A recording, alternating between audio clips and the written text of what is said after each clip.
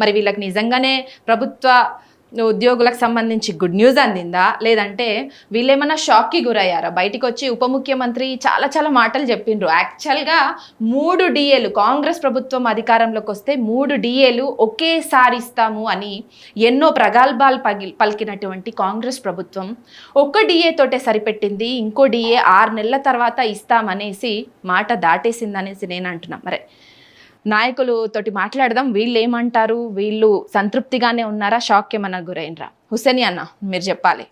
మరి good news అందిందనేసి ఊదరగొడుతున్నటువంటి పత్రికలకు మీరు ఏం చెప్తారు? నిజంగానే గుడ్ న్యూసా? మీకు ఒక డిఏతో సరిపెట్టుకుంటారా?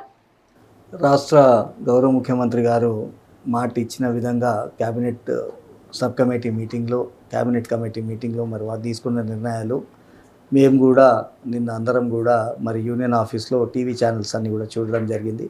గౌరవ ఉప ముఖ్యమంత్రి గారు మాట్లాడిన విషయాలని, మరి ముఖ్యంగా రాష్ట్ర ప్రభుత్వ ఉద్యోగులు రాష్ట్ర జేఏసీ రాష్ట్ర ప్రభుత్వానికి ఇచ్చిన డిమాండ్స్ 57 డిమాండ్స్ ఇస్తే దాంట్లో ఆర్థికపరమైన అంశాలు 5-6 ఉండే, మిగతావన్నీ కూడా ఆర్థిక ఇతర అంశాలు ఉండే. మరి ముఖ్యంగా డిఏలు, గత ప్రభుత్వం 4 డిఏలు పెట్టిపోయింది. ఈ ప్రభుత్వం వచ్చినాక మళ్ళీ డిఏ పెరిగింది. ఒక డిఏ ఈ ప్రభుత్వం ఇచ్చి ఈ చర్చలు ఏవైతే జరిగినాయో మరి క్యాబినెట్ సబ్ కమిటీ ద్వారా కావచ్చు, ఆఫీసర్స్ కమిటీ ద్వారా కావచ్చు, దాంట్లో కూడా రాష్ట్ర ప్రభుత్వ ఉద్యోగులు రాష్ట్ర వ్యాప్తంగా ఖచ్చితంగా మాకు నిజాయితీ పరంగా రావాల్సిన 5 డిఏలు కూడా మీరు నాయకులు మీరు ఉంటారా సస్తారా, మాకైతే మా డిఏలు కావాల్సిందే, లేదంటే మీరు కూడా ప్రభుత్వంతో కుమ్మకవుతున్నారా గత నాయకుల్లాగా అన్న మాటలు కూడా మేము విన్నాం. వారు మాతో మాట్లాడిండ్రు, ఫోన్లు కూడా చేసిండ్రు.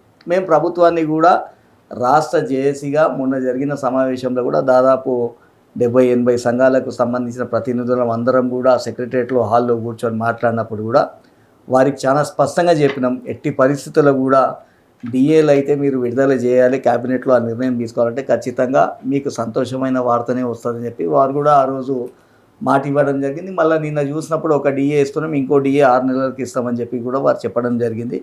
అయితే రాష్ట్ర ఆర్థిక పరిస్థితులు బాగలేవు, రాష్ట్ర ఆర్థిక పరిస్థితులు మేము అనుకున్నది ఒకటి అయింది ఒకటి అని చెప్పి మొదటి నుండి కూడా చెప్పుకుంటూ వస్తున్నారు.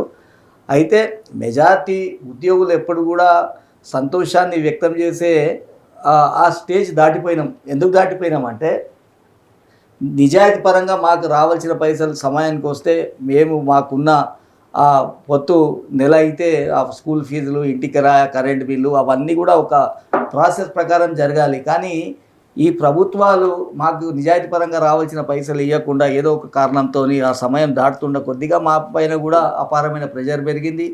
అటు ప్రభుత్వానికి, ఇటు ప్రభుత్వ ఉద్యోగులకు, కుటుంబ సభ్యులకు చెప్పుకోలేక ప్లస్ మైనస్ అయింది. కానీ నిన్న విడుదల చేసిన 2 డిఏలు, ఒక డిఏ ఇప్పుడు ఇంకో డిఏ ఒకటి అని చెప్పిండ్రు.